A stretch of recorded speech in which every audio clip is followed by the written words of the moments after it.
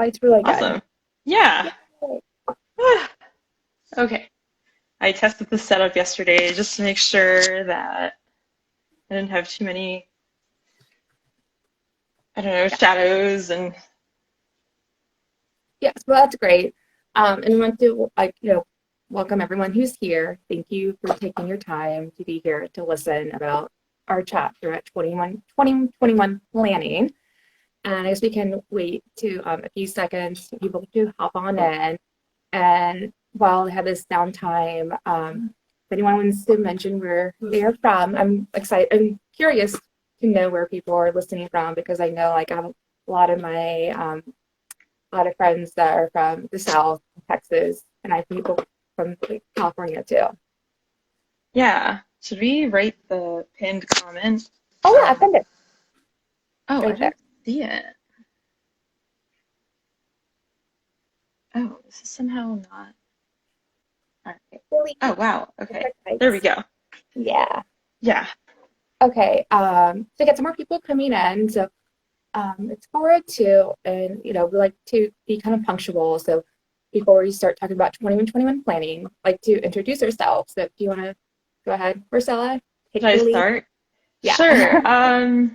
Yeah, thanks, Heather. I'm super excited for this. And I'm Marcella, for everyone who's watching. My Instagram handle is taken by Mistral. Um, I can talk a bit about that. I'm originally from Florida. I currently live in Oregon, the Portland area specifically. And so my Instagram handle actually reflects that a little bit. Mistral is a northwesterly wind. I've gone from the southeast to the northwest. Um, yeah, what else? My 9 to 5, I'm a tech researcher. And yeah, I'm just really excited to do this. Okay. That's awesome. Yeah. And I'll go into myself. I'm Heather Diaz. I'm 32. I'm from Houston, Texas. Like, and go Rockets, go Astros, go Texans. Well, kind of.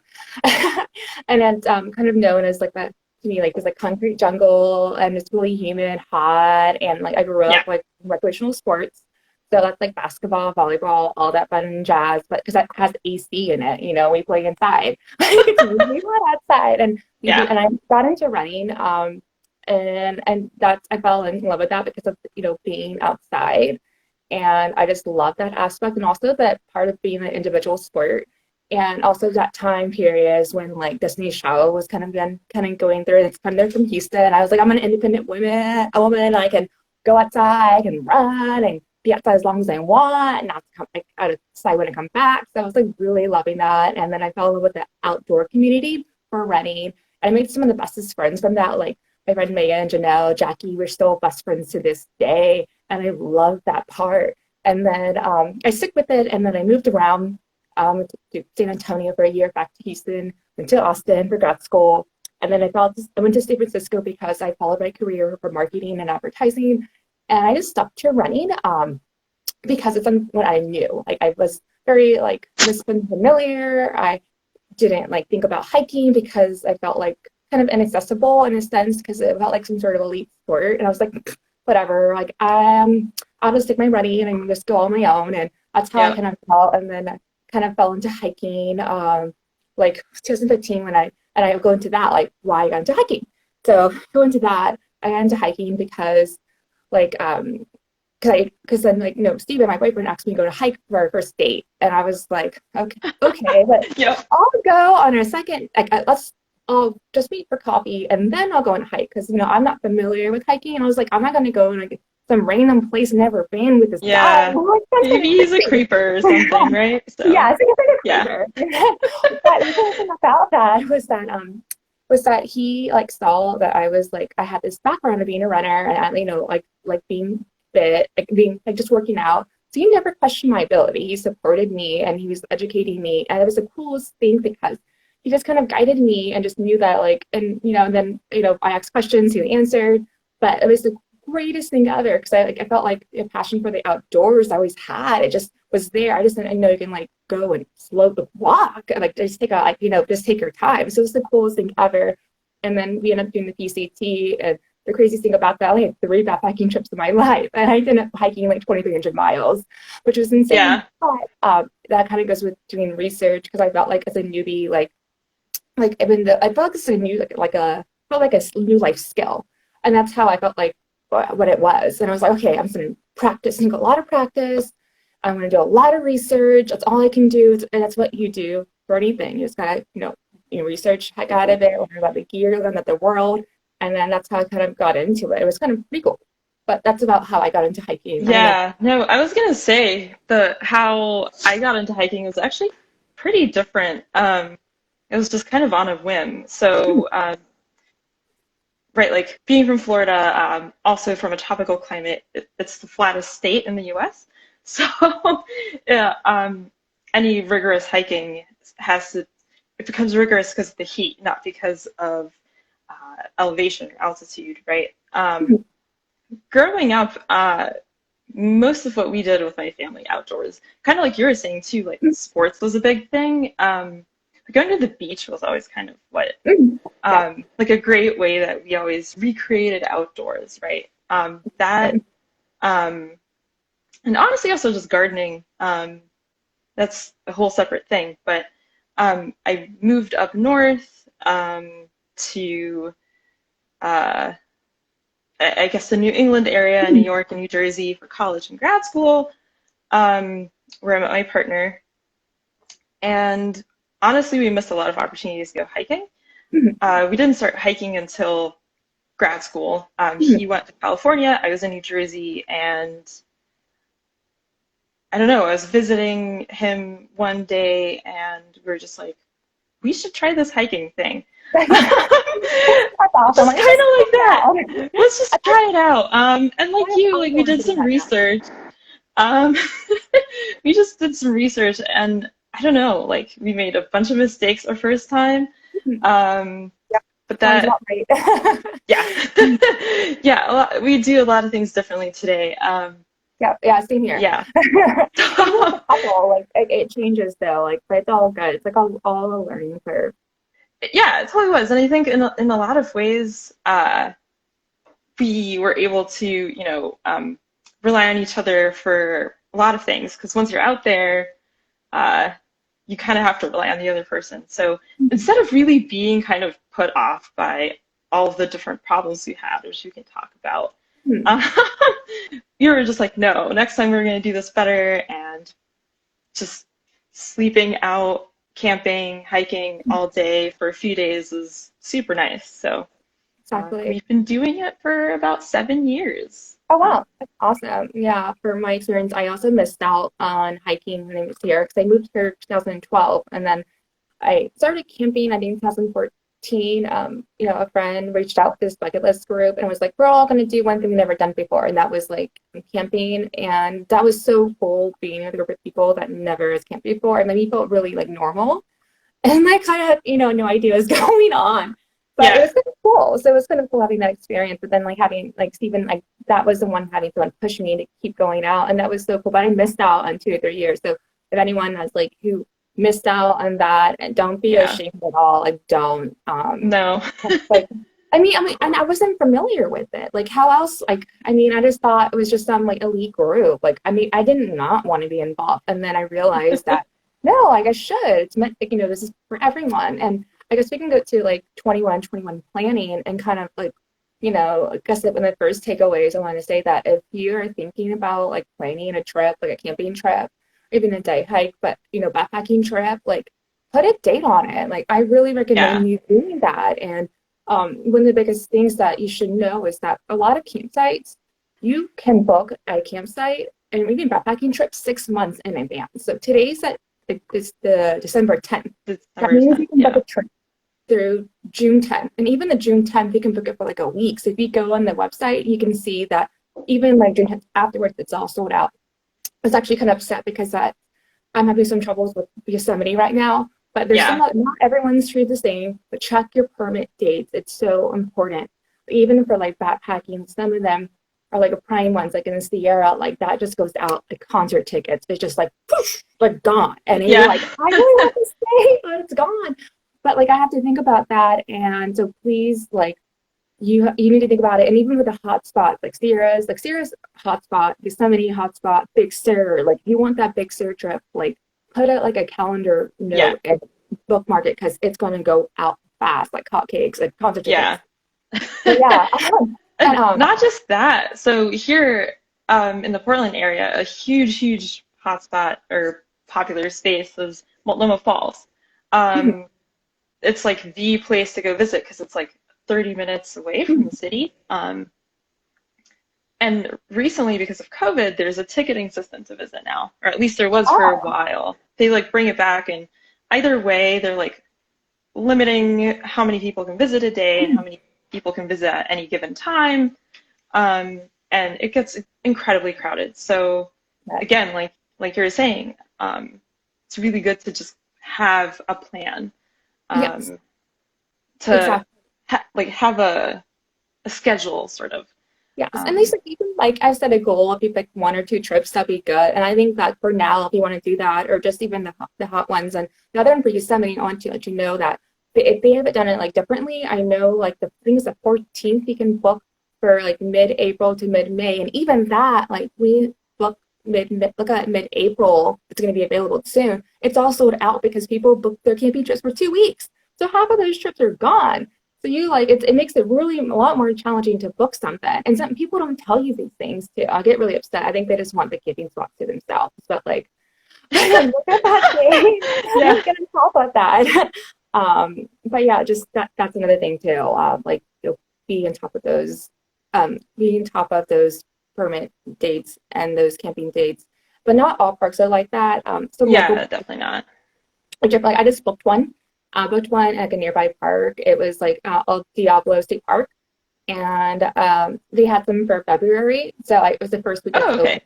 Yeah, some parks are just closed too for right now for the winter season, also due to COVID. But I Yeah. booked one, and I just booked one, and that's the only thing I booked. Just to let you guys know. And but That's probably a good thing. I know it's kind of funny that people was like, I want to Yeah. plan all these trips, but I got like I've been getting so psyched, like just I had just been like getting overwhelmed. I'm like, well, this can happen, this can happen, but like, it's like I just thought like one trip for now, and then also birthday trips, like that's the thing too. You don't want to like, Nice. Yeah. but that happened. But have you like planned anything, Marcela? So yeah, I don't know. I think we've been really hesitant, especially after this year, to plan anything. Um, like for me, I think one of the things I've learned about planning this based on this year is to be incredibly flexible, to have a plan B, a plan C sometimes, a plan D sometimes. That Yeah, plan D might be turn around and come yeah, back the next day. That's more for day trips, but because like especially recently, we've been taking a lot of day trips just because we don't want to travel too far, and we want to have that flexibility of, oh, this area is suddenly more restricted, or the weather here is really bad because it rains here a lot, right? So having multiple plans or having contingency plans yes. um, is has been kind of the main reason why we haven't really looked into booking anything. We really wanted to go to Eastern Oregon this year for a multi-day camping trip. Um, and so we might try to do that next year. And also with the winter coming, my partner and I were both into skiing, snowboarding, so That's a lot of that's fun. something that should be really fun. Like we already checked them. There is already, I don't know, several feet of snow on the mountain and stuff like that. So That's um, awesome. And I guess like other that's fun something things where, is like regarding there are actually many things I want to like you know further talk about with that. The one thing is that they're having the B, C, D plan. Like, please do have that because a lot of these places are now getting filled up quickly. yeah, And sometimes the yeah, parking lot gets full, like, and you can get turned around. So it's really important to like have that or just get there early. yeah, I've been like, getting them early. I'm an early bird, like getting there crack of dawn when it opens.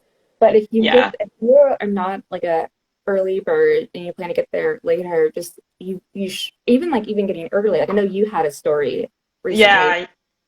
Uh, We like exactly what you're saying, we showed up and it was Thanksgiving Day, so I mean, it was and also near the Multnomah Falls area, which is very popular. I think just a lot of people wanted to go out. It was actually a pretty nice day. Like it wasn't sunny, but it was Pacific Northwest nice. Um, and so, yeah, we showed up pretty early. I mean, around 8 a.m. and the parking lot was full. So we actually had to drive a few loops. Mhm. We know that a lot of people go there mostly for taking pictures and just kind of walking around the base area, and not like a fuller, longer hike up around that area. Mhm. So waiting it out really helped. We found a parking spot. Everyone was being pretty courteous about Mhm. masks and stuff Oh, like that's that, fun. but it was, we Yeah. were this close to turning around and Oh, saying wow. maybe tomorrow. So, Yeah. And um, yeah, it didn't happen, and but that's not the part too with like, other takeaway besides, like, trying to put a date on it, as soon as you can, especially for this bigger trips, so the bigger destinations you want to having a plan B, C, D is another one is always do your research. That is so important. Like, it's extremely important, especially now. yeah. And that's just not doing research like on an app. Like an app is great. I like it, but like even like traps like all trails to me, it's like I view as like a Yelp, Eh, like Wikipedia. yeah. It's hybrid. Yeah. You get user reviews. It could be biased, but then it's like Wikipedia because it's all user generated. And Hmm. this is not stuff, the content that is provided by the specific agency park. It's not. Please Yeah. remember that. Like, so things are updated, but it's like it's not regulated by the people that are running it. So it's really Yeah. important to cross-check your information because things are changing all the time. Like even this place nearby, because of the new COVID, like we're in a different like the county is issuing its own Hmm. restrictions. This place nearby, it closes at 4 p.m. So like if you don't, Wow. so yeah, it's because it's for sunset because people like to go watch a sunset, they hang around. Yeah. So if Yeah. you don't know that you're gonna plan to go, then you can't go. But that's one part of the research, like knowing like the hours closed, checking the entrances, see that the entrances are open or closed. There's like so much, but please cross check your information. Yeah. That's other So important. it's, yeah, I used to only look at all trails, and even that's pretty recent. Most of the time, like national parks have really good like trail maps and trail guides. They'll give an estimated difficulty and distance and all these things, right? And how long it should take you if you're going. I can never really know, like, okay, if I'm gonna take 1,000 pictures, like, Oh is yeah, it really gonna right. take me 2 hours? But yeah, like you were saying, I totally agree. Like cross-checking the what's it called? The U.S. Forest Service and USDA pages for national forests, which we go to a lot because we have dogs, and dogs aren't allowed in a lot of national parks. So it's important for us to have these other options. Um, so yeah, we always check there because something else that I found recently is that all trails in these kinds of apps don't always reflect the closure situation. If the trail is closed, or if like a specific portion of the trail is closed, but the trailhead leads to other trails, and so it is open. Um, so yeah, I can't emphasize enough. I totally agree. Like doing research, it takes time. It's not necessarily the most fun part of the travel, but it's absolutely necessary, especially during COVID. And it helps you make you like set up for success. And it's how I think about it. Anything Yeah. like think of any other life skill, anything you do, you plan, you prepare, and you do your research. And if you really want this trip to happen, you gotta like, check every single item in your checklist. You just gotta cross it out because like if you want this to happen and be successful, you will. And there's gonna be lots of road bumps. Even cancellations, just be prepared for that. I was going to say that with playing the A, B, C, D, E, playing all those, and that can be related to Yeah. even the seasonals. Like that's something that I would, whether it's COVID seasons, whether it's snow, whether it's the Yeah. fires, like that's something that you have to be prepared for. That this can Yeah. all happen. Like everything happened last year. I couldn't even imagine. I couldn't even like I believe my eyes. Like everything that you could think of happened. Yeah. I mean, we like just to give a quick anecdote, like we had a camping trip planned in September around Labor Day, and Oregon was on fire, pretty much all of Oregon, which is horrible. But we weren't going to go camping. Um, I mean, for several reasons. But I mean, you have to. We didn't cancel our trip until 2 or 3 days before because we wanted to wait out the situation and see if it was going to get better. So just, yeah, be prepared to Be keep on prepared. making these sort of short-term decisions. Exactly. And that's another thing, like we talked about earlier, is that because of all these restrictions and everything's closing, opening, you don't know what's going to happen with your trips, I recommend like planning locally because I think Yeah. that's the one thing I feel most secure about planning because I know my county's restrictions. I know the neighboring counties, like, because I live, live in the Bay Area, but, also the Santa Cruz, like I'm very familiar with that. Like I feel very comfortable booking that. And also, like, and I also, there's no shame booking like locally either. I mean, I No, know absolutely not. like Yosemite Yeah. seems like very like very some of them very attainable. Utah, going to Zion or Bryce Canyon, but like this could be seen as a time just to kind of learn your backyard, and that's something I took away from like this past year.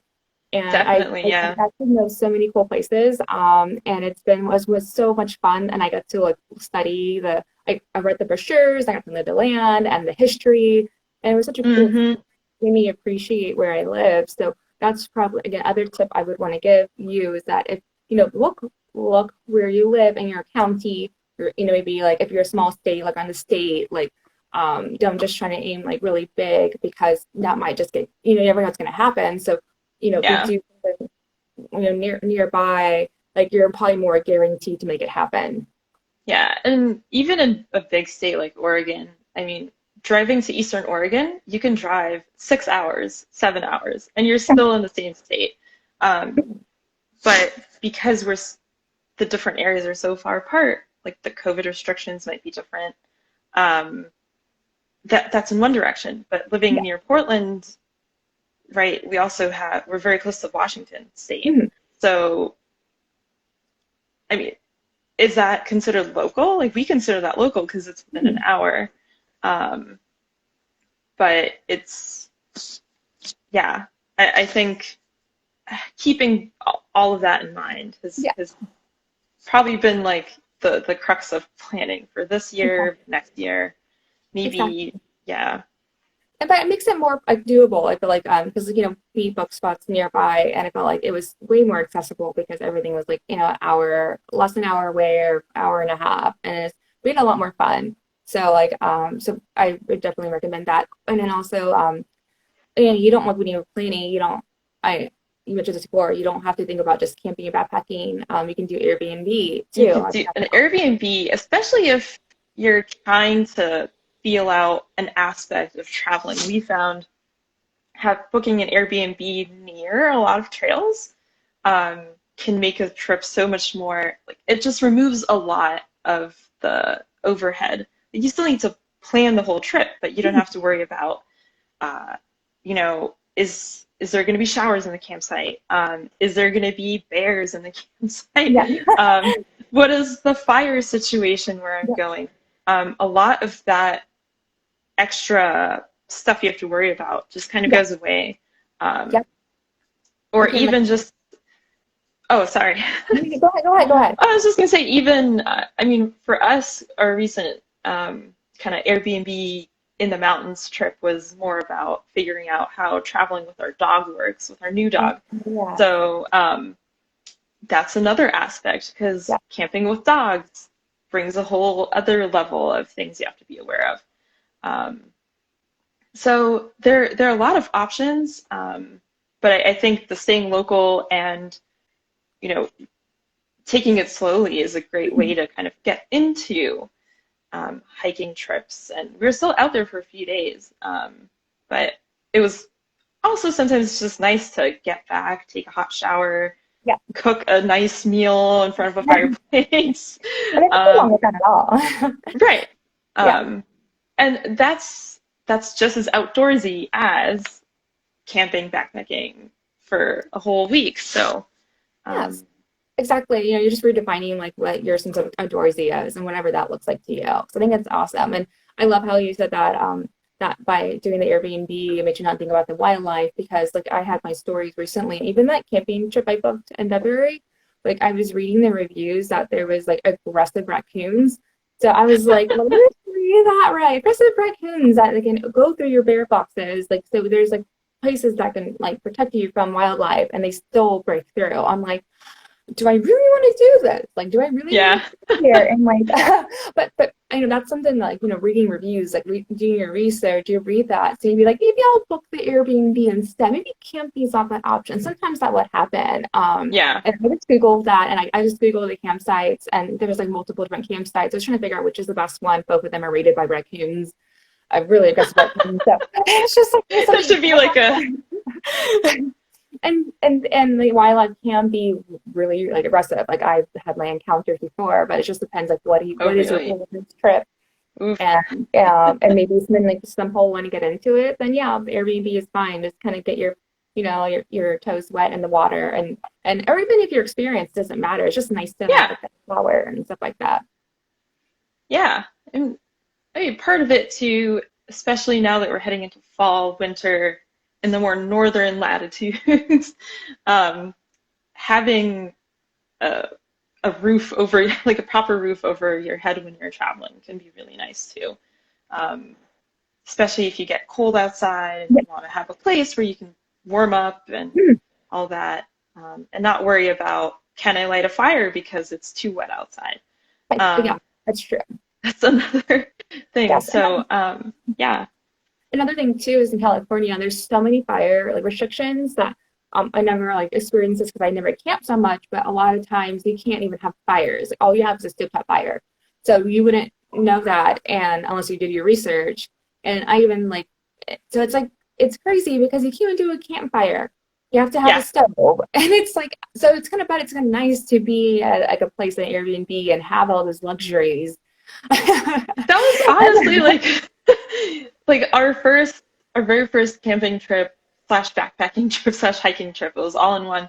Um, that was like exactly what one of the things that we did wrong. We didn't have a stove. We're like, oh, we can probably buy like charcoal somewhere on the way and do something in the fire ring. And then there wasn't no fire ring in the campsite, and we had to eat Oh, our food cold. It was fine. We still had food, right? But um, it's funny. it was in California, so Yeah, that of just course. reminded me of that. Um, Not surprised it's in California. yeah. California's restrictions. There's so many restrictions over there. Just that if you ever enter this area, you have to do your research. Like Yeah. they would advise that. Push, like, and then also if anyone's listening, that but particularly if you're getting to like start getting outside like that, like for like the camping, or even hiking, I would like really research the state parks because a lot of times they're I want to say this really nicely, but like they're not as properly funded. So a lot of times they're like campsites like bare bones campsites, raccoons and stuff like that. Nothing special. There's so just like if you really want like a more ideal situation, just like you keep an eye out for do your research and maybe like keep an eye out for that. Yeah. Yeah. And there's really a whole spectrum of campsites, right? Like there's campsites that are for that have great RV hookups and Yeah. they'll actually, let you charge your phone, which is Oh something we yeah. discovered last year. Or like you're saying, you can have the more primitive campsites, which Yeah. don't have any Exactly. kind of electricity or water. Yeah. Um, I learned about yurts a few years ago, which I didn't know what that was, um, which is sort of like a little hut, if you don't know what that is. And so that's like a nice kind of middle ground between a tent and an actual cabin. Um, a lot of state parks in Oregon have yurts. You're I lucky. think yeah, I think they even You have know, bunk beds, which is a lot. That's like very high luxury for me. everything, um, everything here is but like primitive for campsites in California state parks. I never like it's just bare bones. nothing special about it. Like I haven't seen any hookups. Maybe like Big Sur down there, but no, I haven't seen any. But it's actually not so bad though. Even though I've been talking kind of smack about the parks, it's the state parks in California. But the cool thing about it is that you actually meet really awesome, amazing people who just love to camp and just love to be outside Aw, because they don't care about the RV hookups. So like even though like that, like I always end up meeting the most genuine people out there. So that's one benefit of going that route. yeah. I don't, trying to think.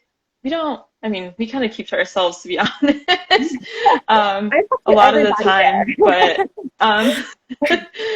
Um, but whenever we have interacted with other people, they've usually been just very helpful, trying to help us light a fire. Um, I can think of several instances where we were struggling, and this was a few years ago. We were camping with friends, and the campsite neighbor was like, "You guys are struggling to light your fire. Have this like fire starter thingy that I make." And ever since, like we've been able to follow their lead and do that. But should we kind of start wrapping up? Yeah, And yeah, wrapping up. So like so thank you for all who's here and what we want to recap what we talked over. So the biggest things for the recap is one, if you have a date in mind, if you're just thinking about planning, like put a date on it, at least do one or two trips, and start looking at the permit dates now because a lot of times you can book things out as far as 6 months in advance. So if today's December 10th, that means you can book for um, June. June Yeah. 10th. So look out for that. It's really important. And then we're gonna go second takeaway or Yeah, sure. I mean, actually, I wanted to add some things here first, if that's okay. Is not just look at the permit dates, but also look at school holidays, federal holidays, U.S. holidays, because those will, despite COVID, I think they're still the most popular travel times. yeah, So if you have flexibility in your work schedule or your school schedule, whatever is going on, you know, trying to think about going during off-peak mhm, times yes, might help you stay safe, might increase your probability of finding a spot, yep, stuff like that, mhm, and or have that as a backup plan. mhm, Um, so yeah, but essentially, I'm good segue into yeah, the oh yeah, kind of oh, yeah, second main takeaway we wanted to really emphasize today, which is have backup plans. mhm, Your plan B might not work after your plan A fails. Your plan C might not work, right? So, and just keep your options open. It's everyone's in the same boat, right? Of trying to figure out how to stay safe, how to have a good time, find a beautiful place to go. But there's so many local places you can go that if you stay local, it's a lot easier to switch plans on a short notice. exactly. Um, Exactly, and I agree with you. Yeah, so stay local if you can. It's not like that's a more easier with the restrictions too, so you feel more confident, more accountable to do it. And that's what we did, and we were able to do almost every single camping trip because we booked something within like within an hour to hour and a half away, and it was actually a lot of fun. We just did one nighters. You would do like a whole week. You can just do yeah, one night, and that's what we did for the one in the East Bay. It was just one night, simple. Just get a little like our feelers out, so you can get we can feel like we're sleeping outside for a day. You can one day, one night, it's okay. And then also segues to another takeaway. A third one is do your research. It's really important. Cross check your information. Just don't rely on the apps. yeah.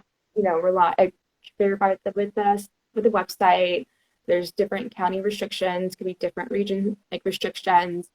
It's just like there's so much going on. So always verifying things are always changing even like the hours are changing. And I was gonna like post up like a COVID proof like checklist just so you can just That'd be nice. yeah. So I'm gonna post it up soon. So please check on that. So no matter what, you can always like just follow this to make sure you kind of know what's going on, but everything's changing. I mean, depending on the agency too, the park agency, just do your research and even like Yeah. the day before. And honestly, navigating park agencies, what is a state park? What is a national forest in a state? What is a national park? What is a local park? Um, can be pretty, it takes, like, it took me a while to be able to understand what is where, and what options exist everywhere. So I think part of what can seem overwhelming if you're just kind of browsing is that there are so many options. Yeah. So That's fun. There's so many options. There's so many things you can do. yeah, So even though it might seem things are limited, the sky's the limit. yeah. Yeah. So should we open it up for questions Yeah. at this point? If anyone have any questions, I can't see comments. If people have been commenting and trying to ask me something, I'm super sorry yes. because I can't. It's not showing up for me today. Yeah. I can't see any questions. If anyone have any questions, please ask. I just seen people that joined. I haven't seen any questions. Um, there might also be like a little question box to pop a question up on your end, Yes. Let me see or if if I not, just in the comments. no, nope, I haven't seen any questions. So I have no questions. Well, if you have any questions, please feel free to comment Yeah, on you can comment. always send us a DM for Mhm. any question. And because this is the first time, you can ask us more about our background, Mhm. what gear we use, more about how we got started, that, have hiking as women, right? That's Yeah, kind of what we're here to talk about too. So, exactly. Exactly. um, please fire away. Yeah.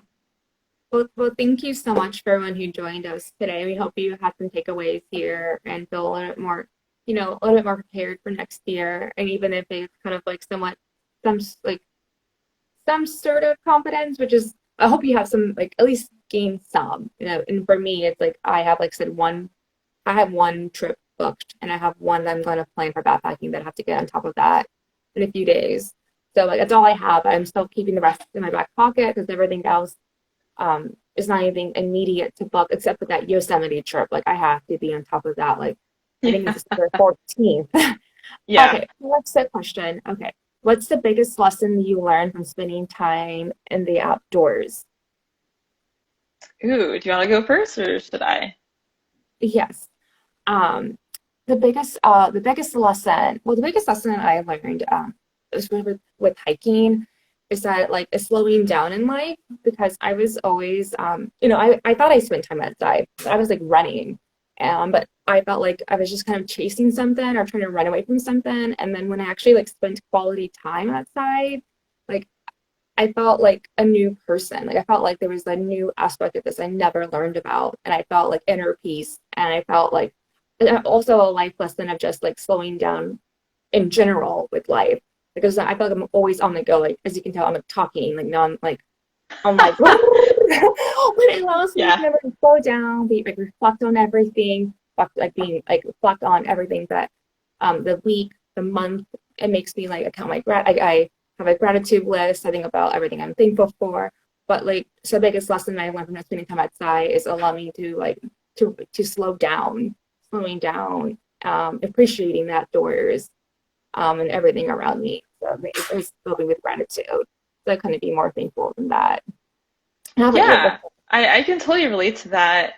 The slowing down aspect. I mean, it is why I make it a point to spend time outside. And even now that it's raining, sometimes walking in the rain can be so incredibly relaxing. The biggest the biggest lesson I've learned from spending time outside has probably been um, just an appreciation and respect for the beauty of this planet. And this sounds very philosophical and cheesy, but I really do feel that way. Um, it's humbling. I think that's really just what it is. I so many times just stop to look at trees, Mhm. the ground, the sky, the waterfall, the river, and it humbles me. I think that's one of the things that I've taken away from um, being out in nature. Nature is so resilient, and um, it, it it inspires me. It humbles. So I think that's one of the biggest things. And it's nice to take that back into your real life or your work life it's all your real life. Yes, Um, and to like, approach life with that kind of mindset of, oh, I'm part of this bigger thing. It's yes, not always just about me. exactly. Um, and like you're saying, also having this gratitude, having the gratitude uh, for being able to experience these things Mhm. It's been just so is, fulfilling. I think part of that too is that I feel like sometimes I feel it more than others, and I'm sure with your gratitude for the nature is because we both aren't from where we live. Like Texas is full of like it's such a concrete jungle. We have our city parks, but like it's why when I'm always out there, I'm always amazed and just like I'm in love. Like I can hug a redwood tree a million times. I never have this. It's like, can I hug you forever? You're always here. But like, and that's something that yeah, I've always had, and I just can't stop like being filled with gratitude when I'm out there. yeah, yeah. I guess another thing, it's less of a lesson and more just a realization I've had. Yeah, And we can move on to other questions too if yeah, we have yeah. others. Oh yeah, somebody has any Um, questions, please ask away. but a realization I've had is just it's helped me reflect upon why I enjoy nature so much, and I do think some of it is just what I've learned from my family. So on my mom's side, my grandpa and my mom were both very avid gardeners. Mhm. And they talk to their plants and they give their plants names and all these kinds of things, um, which to me, I think planted this seed that, nature is more than just the green stuff that's out there. Mhm. It's life as well. And so to me, the realization I've had in part is like, it connects me to my family and my Oh, I background see. and stuff like that too. So, yeah, but That's awesome. if And there's, do you have yeah, any questions? We can like wrap this up, um, and give some time someone to type up a question, and we can it can be tough. I mean, yeah, we can stop. Okay. Well, thanks for everyone who joined. I'm gonna like this video will be saved, so you can view this video to entirety yeah, afterwards. But please feel free to reach out if you have any questions. We're always here to help out. And yeah. And we're hoping to be back next week. yeah, Yeah, I guess we need to finalize the topic, but yeah. But if you have any um, topic suggestions, let us know. And the last thing I always love to say, I did it with we were doing like our blog series with PCT is um always last thing I never forget, leave no trace behind and leave it better than you found it. yep, that's a good thing to say. Yes, That's really important. I always end that with every single video when I was blogging on PCT. Nice. But yes, they're never like so. We'll see you next week. I leave no trace behind and leave it better than you found it. Say that again. Yep. All right. I guess I'll talk to you soon. Yeah, And thank you for joining. This has yeah, been this has been really fun. bye. Bye.